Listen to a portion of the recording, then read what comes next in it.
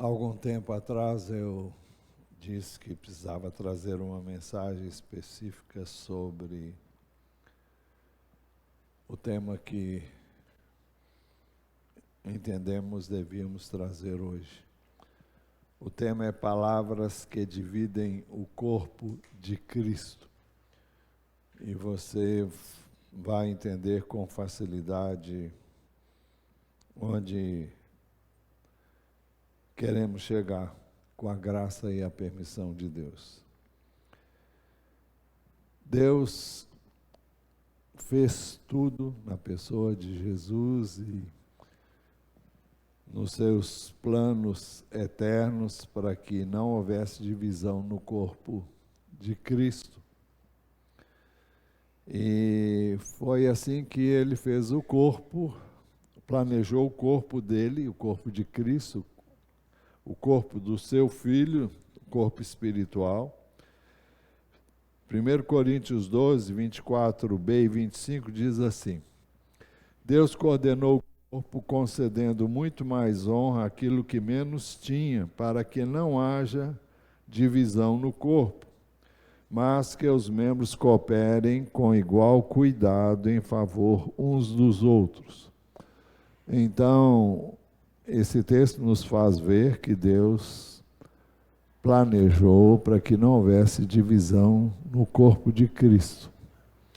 O corpo de Cristo, como todos nós sabemos, é a igreja, do qual ele é o cabeça e nós somos membros.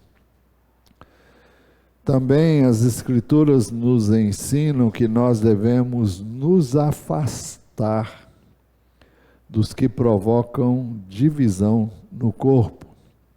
Romanos 16, 17 diz assim, 16, 17 e 18, capítulo 16, versos 17 a 18. Irmãos, peço que notem bem aqueles que provocam divisões e escândalos em desacordo com a doutrina que vocês aprenderam. Afastem-se deles, porque esses tais não servem a Cristo, nosso Senhor, e sim a seu próprio ventre. Com suaves palavras e lisonjas enganam o coração das pessoas simples. O texto fala de pessoas que se valem de palavras, lisonjas, e enganam o coração das pessoas crédulas, pessoas simples, pessoas que aceitam com facilidade aquilo que lhes é dito, sem buscarem identificar se aquilo é verdadeiro ou não, e de onde se originou essa palavra. Enfim, pessoas que aceitam tudo que as pessoas dizem, sem analisar a razão pela qual elas estão agindo como estão agindo, ao trazerem uma palavra que vai causar divisão, vai causar dificuldade entre você e uma outra pessoa, entre você e um grupo de pessoas que estão servindo a Deus em algum setor, algum ministério, algum serviço. A palavra de Deus também diz que depois de admoestada uma ou duas vezes, nós devemos evitar quem provoca divisões. Novamente, a mesma coisa. Isso está em Tito 3, 10 e 11. Evite a pessoa que provoca divisões, depois de admoestá-la uma ou duas vezes. Isso significa que quando alguém está agindo de maneira inadequada, ela deve ser buscada, deve ser admoestada, deve ser orientada, uma, duas, mas se ela persistir nisso, então evite essa pessoa. Pois você sabe que tal pessoa está pervertida, vive pecando e por si mesma está condenada.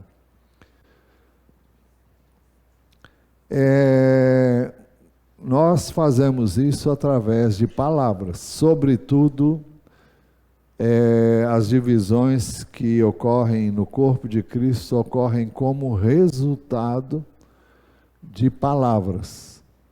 Palavras que são ditas de forma quase que secreta, assim nos cantinhos, são ditas, olha, é como se a pessoa dissesse, olha, eu estou falando para você, mas não espalha não. Mas basta dizer isso para isso, tudo que diz para não fazer é o que normalmente as pessoas fazem, né? Jesus nos deu orientação muito específica quanto a este assunto, dizendo que a árvore é conhecida pelo seu fruto. Mateus 12, 33, 37. Tornem a árvore boa, isto é, venham à árvore boa, e o seu fruto será bom. Ou tornem a árvore má, e o seu fruto será mau. Porque pelo fruto se conhece a árvore. Então, isso nos chama a atenção para o que fruto nós estamos dando, o que está saindo de nós.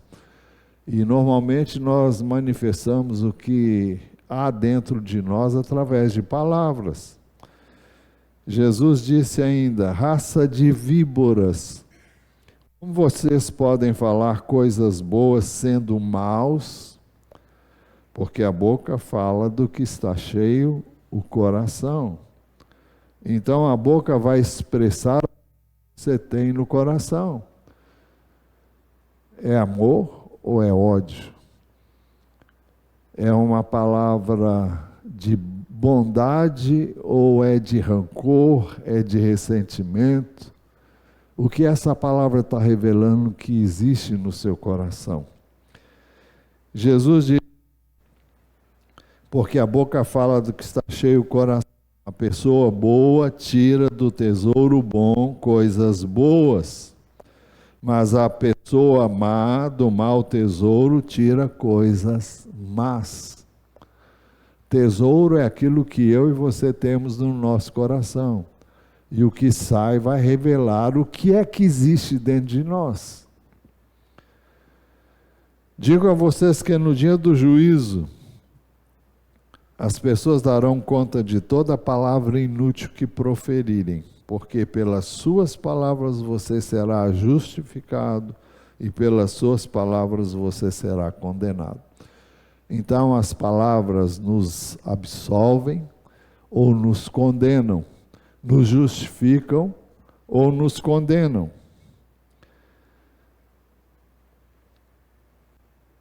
Pelo fruto nós conhecemos a árvore. A árvore boa produz fruto bom, a árvore má produz fruto mau. Ninguém pode falar coisas boas se o que tem dentro do coração é mau. Então nós temos que ter cuidado com o que está saindo da nossa boca. Abençoa, edifica, constrói, anima, encoraja, ou são palavras que deprimem, que causam mal-estar, que provocam contendas, provocam divisões. A Bíblia é muito clara, Jesus disse que o ladrão vem somente para roubar, matar e destruir. Então nós não devemos ser instrumentos nas mãos dele para fazer isso, porque ele vai se valer sempre do ser humano, porque é disso que ele se alimenta.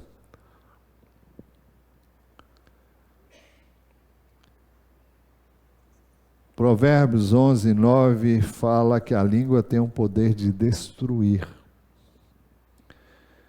O ímpio destrói o próximo com o que diz, mas os justos são libertados pelo conhecimento. O ímpio destrói o próximo com o que diz, mas os justos são libertados pelo conhecimento. Nós temos que ter cuidado com o que ouvimos. É por isso que Jesus ensinou também: conhecereis a verdade, e a verdade os libertará. Se nós dermos ouvidos à mentira, a palavras que são ditas para realmente cumprir os propósitos do maligno, então nós nos veremos presa de quem buscou realmente com as suas palavras alcançar o seu objetivo.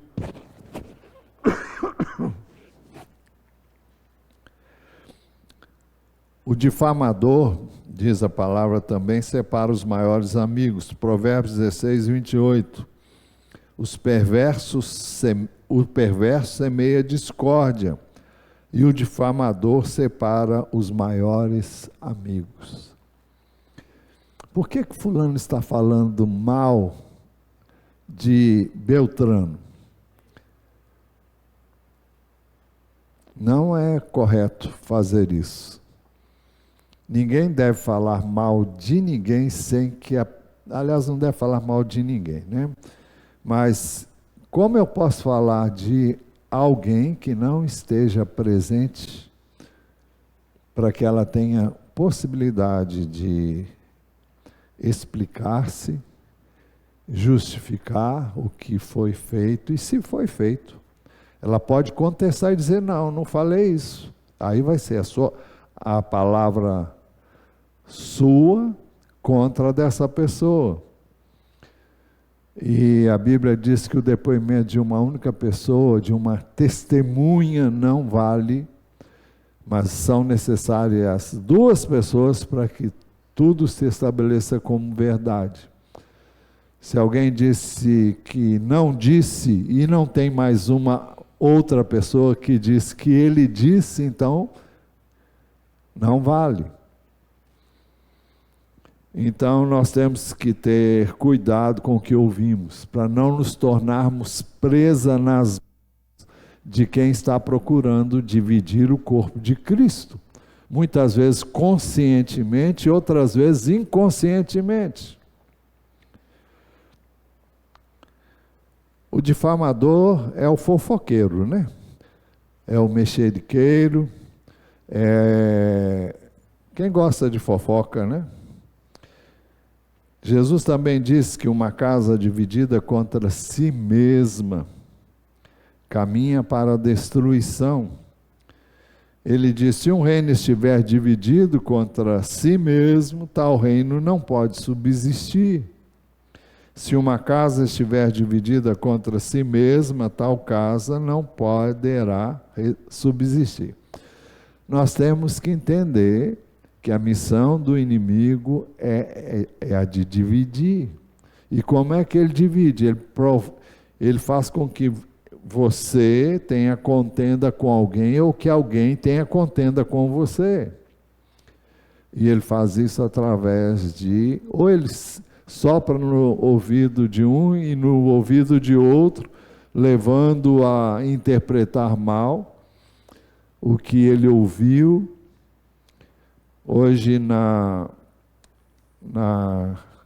discipulado, alguém estava dizendo que, contando, né, que às vezes alguém sai de casa, sai mal-humorado, sai meio azedo, não está bem.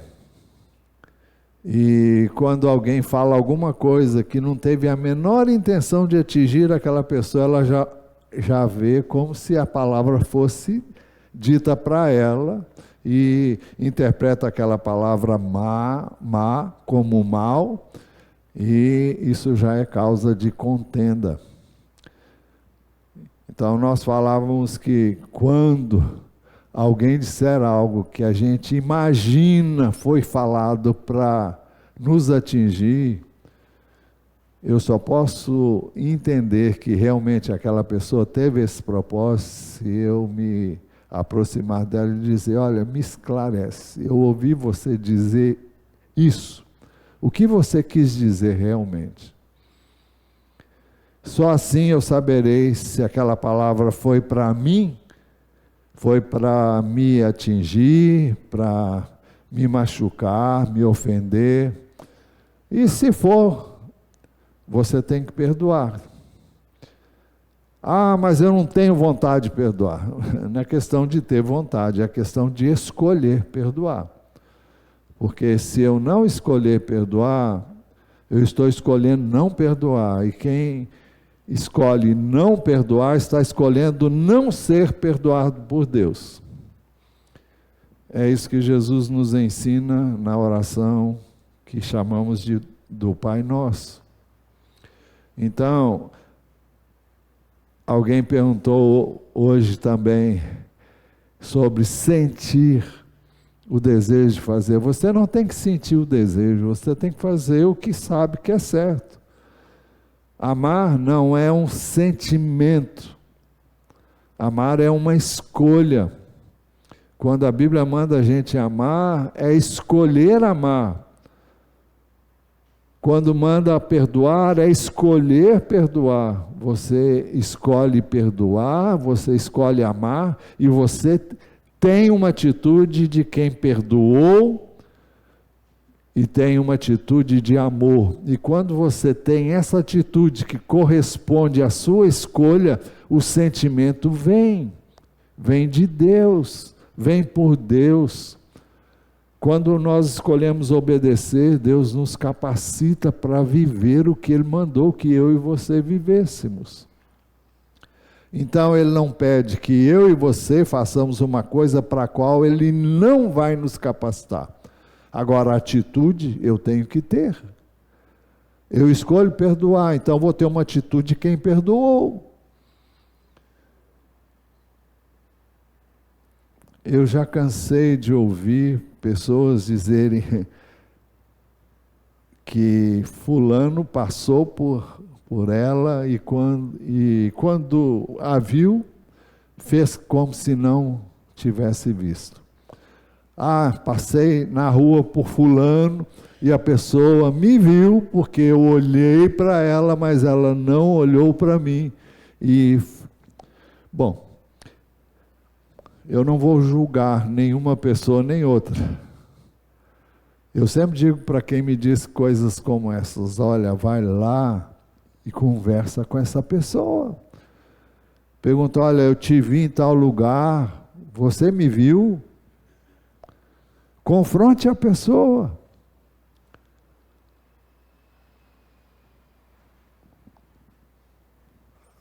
Agora, e se ela disser: olha, eu vi, mas não quero conversar?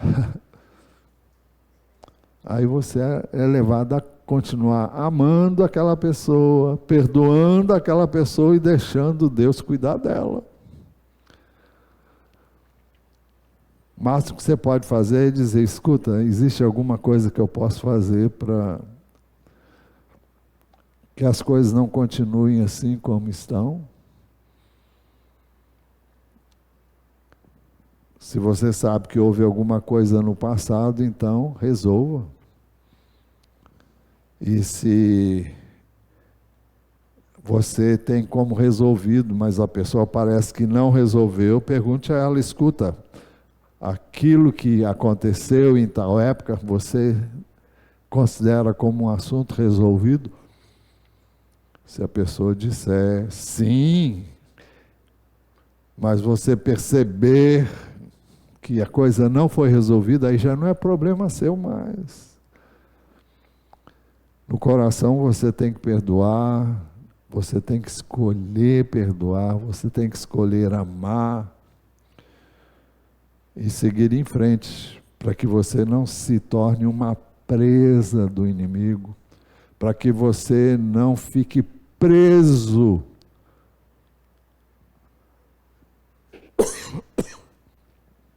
e venha a ser uma um escravo do inimigo, por causa da sua atitude de ressentimento, de mágoa contra quem quer que seja. Se um reino estiver dividido contra si mesmo, tal reino não pode subsistir. É por isso que Jesus disse que o ladrão vem somente para roubar, matar e destruir.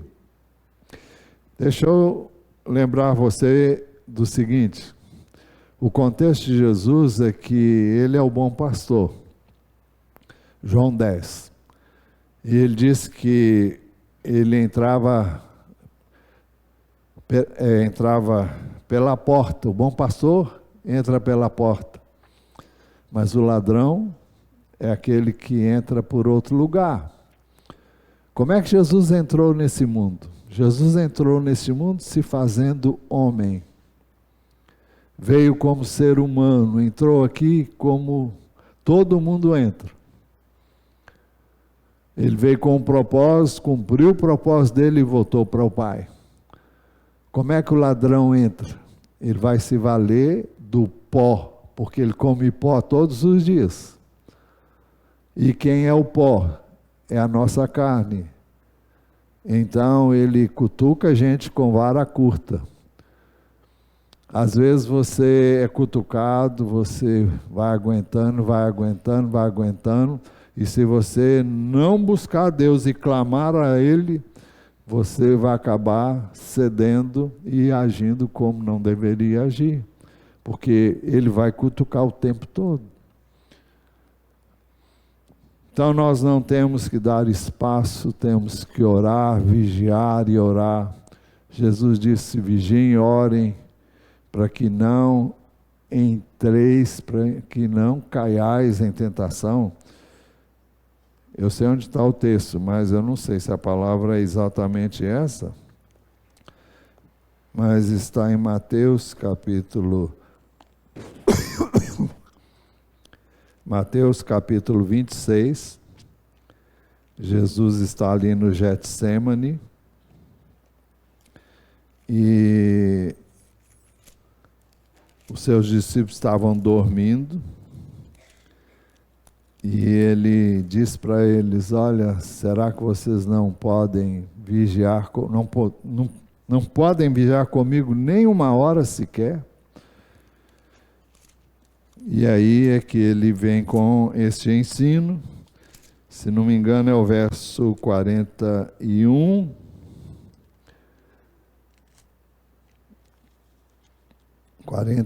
diz assim: voltando-se, 40. E voltando-se para os discípulos, achou-os dormindo e disse a Pedro: então nem uma hora vocês puderam vigiar comigo?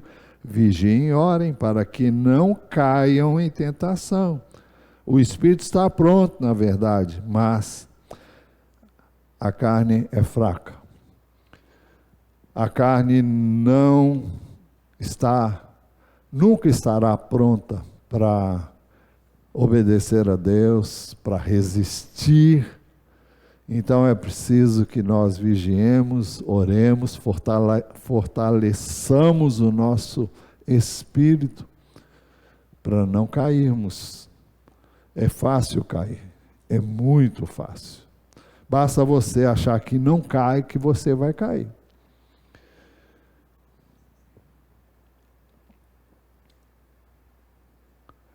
Alguns têm a arte de colocar lenha na fogueira. Tem um dito popular aí que é colocar pilha, né? A coisa não está legal, o cara vai lá e fomenta o que não está bom, ele vai lá e põe mais lenha na fogueira, né?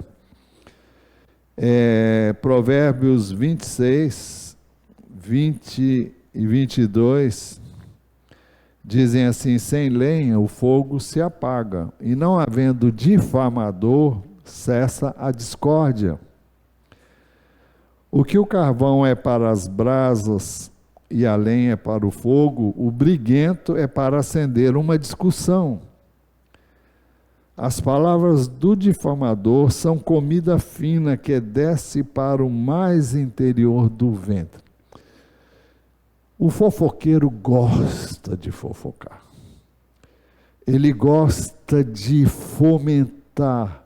Ele gosta de criar situações que ele sabe vai fazer o circo pegar fogo. E ele gosta de colocar fogo onde ele sabe a coisa vai ficar. Então, é alguém que está desavisado. Se é crente, não tem tempo de oração, não lê a Bíblia, não tem comunhão com Deus, porque se ele tem prazer nisso, tem alguma coisa errada aí. Essa pessoa existe? Existe. Onde ela está? Em todo lugar. Sempre vai ter um que está querendo fomentar, julgar uns contra os outros. E nós temos que ter cuidado com isso. Tiago escreveu sobre a língua como ninguém. Ele disse, assim também, Tiago 3:5, assim também a língua, pequeno órgão, se gaba de grandes coisas. Vejam como uma fagulha incendeia uma grande floresta. Ora, a língua é um fogo, é um mundo de maldade. A língua está situada entre os membros do nosso corpo e contamina o corpo inteiro. E não só põe em chamas toda a carreira da existência humana, como também ela mesma é posta em chamas pelo inferno. Então, atrás de uma língua grande, atrás de uma língua perversa, má, o inimigo está sempre encontrando espaço. Basta uma fagulha para começar um grande incêndio. Eu morei em Brasília 18 anos. E eu vivi 18 anos na minha terra natal, vivi 18 anos em Brasília e aqui 40 e lá vai fumaça. Mas o que acontecia lá no período de estiagem? Do mês de maio em diante, dificilmente chove em Brasília até o mês de setembro. E Brasília é um lugar que tem muita grama, jardins imensos. Mas nessa época, essa grama seca e se alguém não toma o devido cuidado, pega um cigarro e joga naquela grama, olha, acaba com o gramado em pouco tempo. E aquela paisagem linda, enorme, fica toda ela queimada. Porque alguém pegou um cigarro, inadvertidamente ou propositadamente, e jogou aquilo ali. E destrói tudo, destrói toda aquela paisagem linda que existe em toda a cidade. Em vários lugares da cidade a gente via isso acontecendo. Então, é isso que Tiago está falando. E Tiago fala que a língua é fogo, é mundo de maldade. A língua está situada entre os membros do nosso corpo e contamina o corpo inteiro. E não só põe em chamas toda a carreira da existência humana, como também ela é posta em chamas pelo inferno. Aquilo que nós dizemos pode destruir uma vida. Todos nós sabemos da importância daquilo que ouvimos, principalmente quando éramos crianças. Minha mãe, quando ela estava na escola, ela tinha dificuldade para aprender. E inteligente ela era demais. Todos nós, filhos, usufruímos bastante da capacidade dela criativa e de conhecimento, sem ter estudado, porque ela estudou até que apanhou demais, dava na mão dela com palmatória cada vez que ela errava, e ela era chamada de burra. Você é uma burra, você não aprende. Então, os pais a tiraram da escola e deram preferência para os homens, porque assim se fazia naquela época. Os homens, dependendo da família e da necessidade, da possibilidade da família, eram instruídos, e as mulheres não. E tendo em vista a dificuldade que ela tinha de aprender, ela ficou totalmente traumatizada. E a única coisa que ela aprendeu foi assinar o nome, e lia. No final da vida dela, ela lia a Bíblia todos os dias. E ela foi salva já com uma certa idade. Mas o que quero mostrar é como as palavras têm o poder de traumatizar, e são palavras que vêm do inferno. Você não presta, você não vai dar nada na vida. Você é isso, você é aquilo outro, e essas coisas vão entrando e a pessoa aceita essas palavras, se deixa afetar por elas, e isso destrói uma vida. Isso derruba uma pessoa e a incapacita para toda a vida, a menos que ela seja devidamente tratada, e isso não é uma coisa fácil, porque é difícil tirar isso da cabeça de alguém.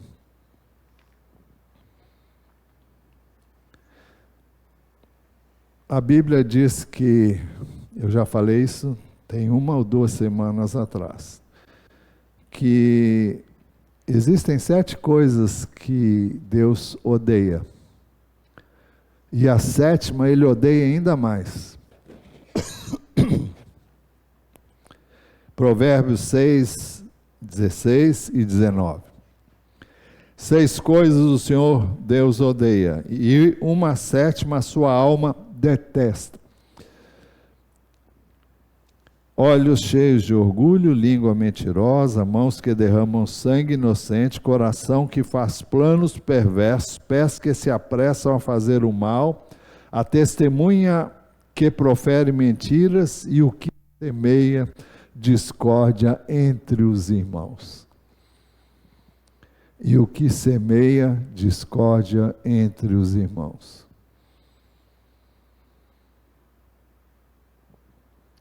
Que tipo de... Como poderíamos ser classificados? Somos aqueles que unem as pessoas ou aqueles que dividem as pessoas?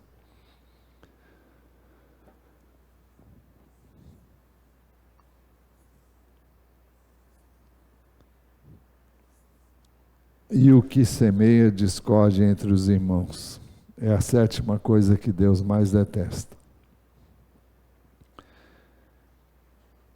Provérbios 8:13 mostra que Deus odeia a língua perversa. O temor do Senhor consiste em odiar o mal. Eu odeio a soberba, a arrogância, o mau caminho e a boca que fala coisas perversas. Coisas más, coisas que machucam, coisas que ofendem, coisas que agridem,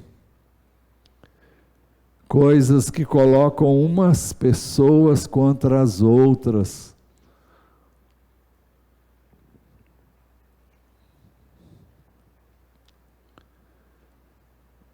Enquanto nós perdemos tempo para resolver questões internas, nós deixamos de fazer a obra de Deus.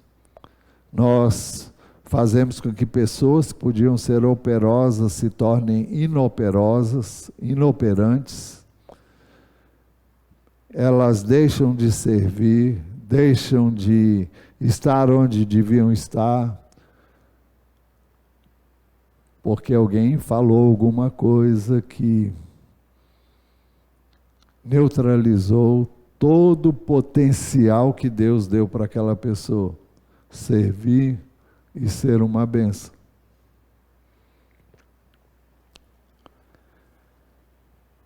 Quem fala mal do outro está julgando e condenando o outro. E ela se coloca, nesse caso, no lugar de Deus. Tiago diz assim, Tiago 4:11, irmãos, não falem mal uns dos outros. Aquele que fala mal do irmão ou julga o seu irmão, fala mal da lei e julga a lei. Ora, se você julga a lei, não é observador da lei, mas juiz. Um só é legislador, e ele está se referindo a Deus.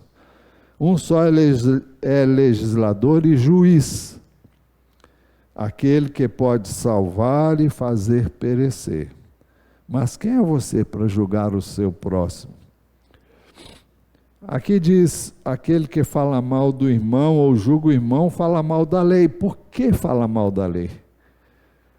Porque a lei diz assim, Levítico 19:18, não procure vingança, nem guarde ira contra os filhos do seu povo, mas ame o seu próximo como você ama a si mesmo. Eu sou o Senhor. É isso que a lei diz. E Tiago 2,8 diz assim, se vocês de fato observam a lei do reino, conforme está na Escritura, ame o seu próximo como a si mesmo, fazem bem. Então essa é a lei do reino, é o amor. Então o amor não julga. A questão do julgamento é muito séria, porque nós julgamos com base no que conhecemos, no que sabemos, no que ouvimos. Agora, tudo que eu sei, eu ouço, nem sempre é a verdade, nem sempre corresponde à realidade. Existem pessoas que fazem determinadas coisas e Deus é capaz de julgar, é capaz de perdoar, de entender, porque conhece por que aquela pessoa faz aquilo dessa maneira. Ela teve uma vida que você não conhece, ela teve experiências que você nunca soube. Ela teve uma criação que talvez a tenha induzido a agir daquela maneira. Ou então ela foi violentada, ela foi estrupada, ela foi... sofreu alguma coisa que a leva a agir daquela maneira. E nisso não está, ao dizer isso, não estamos justificando o erro. Mas o que eu quero dizer é que você e eu não sabemos da história da pessoa. Nós não sabemos o que ela viveu, o que ela passou. A família de onde ela veio, os problemas que ela enfrentou, as dificuldades que ela viveu, só Deus sabe. Por isso, Ele, e só Ele pode julgar.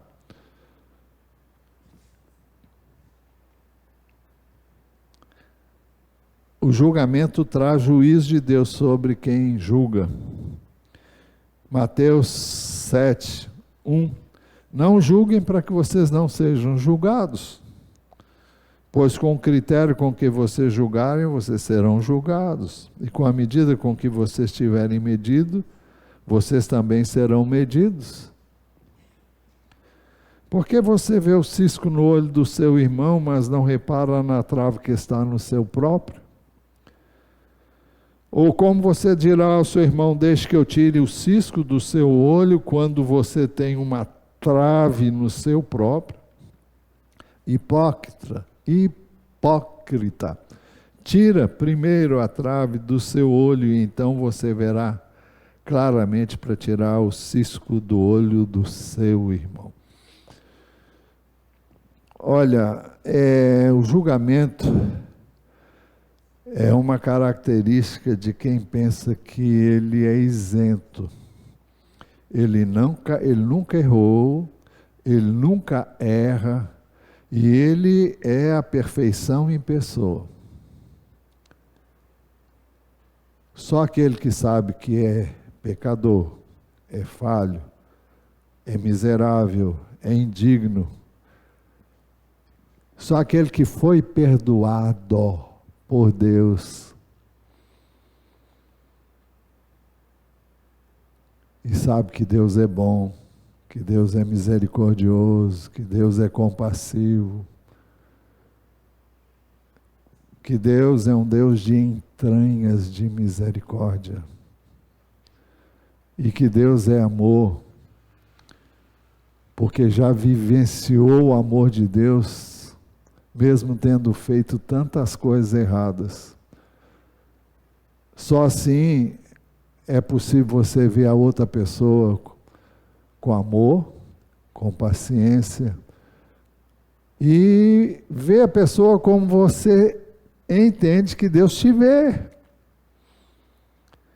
Se Deus fosse olhar para mim, eu estava no fundo do inferno, como realmente eu mereço, porque já pratiquei coisas que só Deus sabe. E não é, às vezes, não é nem aquilo que eu faço, é o que eu já pensei em fazer. São as coisas que vêm à minha mente para fazer. E não venha você me dizer que você nunca teve isso aí não, porque senão você seria um mentiroso de marca maior.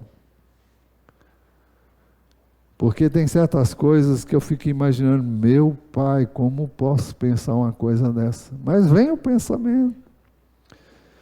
O mal vem e vem assim para te derrubar.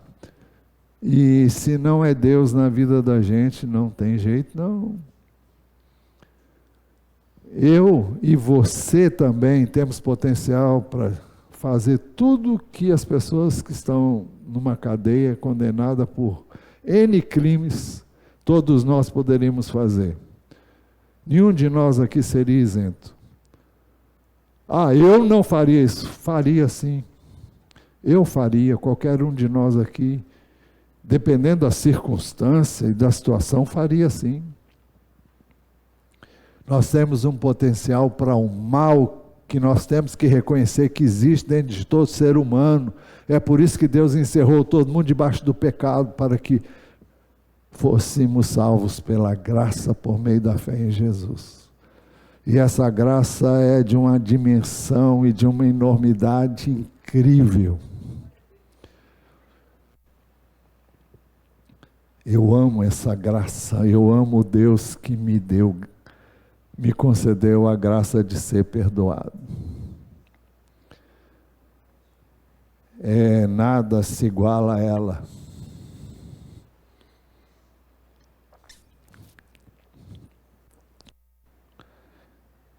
Então não julgue. Porque se você julgar, a Bíblia diz que Deus vai usar o mesmo critério que você usa para julgar as pessoas, para julgar você. E ai de quem vai ser julgado por Deus com base nas suas obras. Condenação total.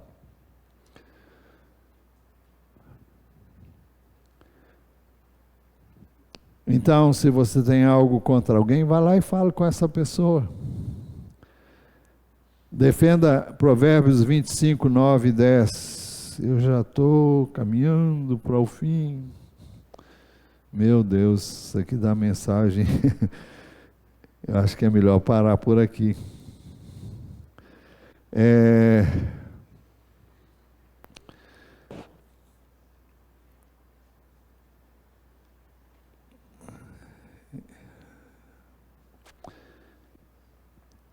Provérbios 25, 9 e 10 dizem assim: defenda a sua causa diretamente com o seu próximo e não revele o segredo de outro. Do contrário, quem o ouvir poderá envergonhá-lo e você nunca se livrará dessa má fama. Então não fale de alguém para uma terceira pessoa, porque você pode ficar muito envergonhado quando o que você falou vier a mostrar que não era assim, e você vai ficar em maus lençóis. Defenda a sua causa diretamente com o seu próximo. Vai lá e resolve a situação com a pessoa com quem você tem algo a resolver. Mas não fica falando assim, olha, você está vendo fulano? Ele fez isso, isso, isso. Ah, é? Você já falou com ele? Ah, ainda não.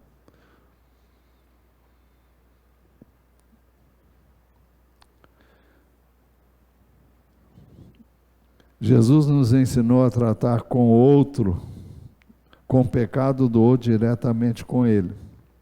Se o seu irmão pecar contra você, vai e repreenda-o.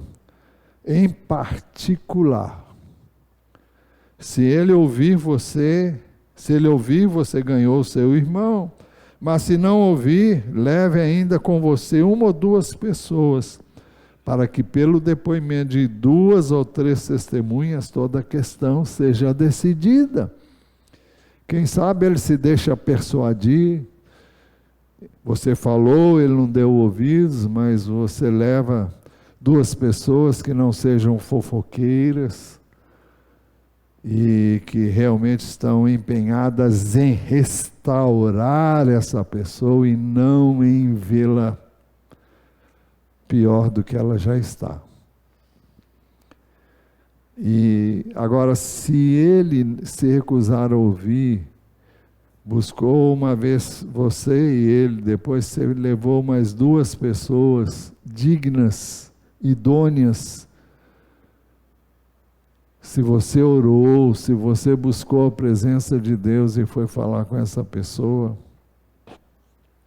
e ela não deu ouvidos, leva 2 pessoas com você e fala. Se ela não ouvir, então aí é o caso de falar com a igreja sobre algo que esteja acontecendo e que a pessoa se recusa a aceitar.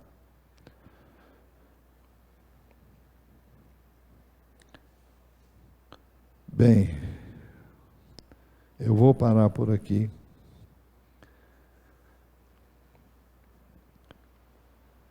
Eu queria que você fechasse os seus olhos e falasse com Deus sobre o que você ouviu.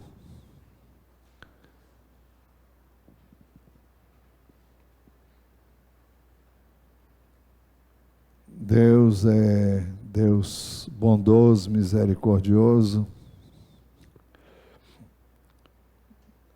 e Ele pode perdoar você. Se você tem que pedir perdão a alguém, vá e fala: olha, eu falei mal de você, e eu quero pedir que você me perdoe.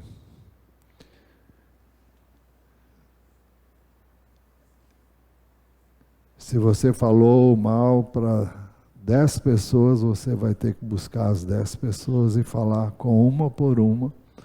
É possível que elas já tenham falado para outras 10, mas você vai ter que dizer: olha, o que eu falei para você não era verdade. Porque isso, também porque você falou o que não devia de falar. Peça perdão, e nem sempre pode se recuperar o mal feito, mas vá até onde é possível ir, para que você possa seguir com a sua vida em frente, e para que você não carregue essa brecha na sua vida, que abre brecha para tantas outras coisas e a operação do inimigo. Então, corra atrás do prejuízo, conserte o que é possível. Se a pessoa já morreu, peça perdão a Deus. Porque o certo é você falar com a pessoa e depois pedir perdão a Deus. Se é possível. Se não, peça a Deus, eu não sei onde essa pessoa está, mas eu me coloco em tuas mãos para, se encontrar, se souber, buscar resolver essa situação.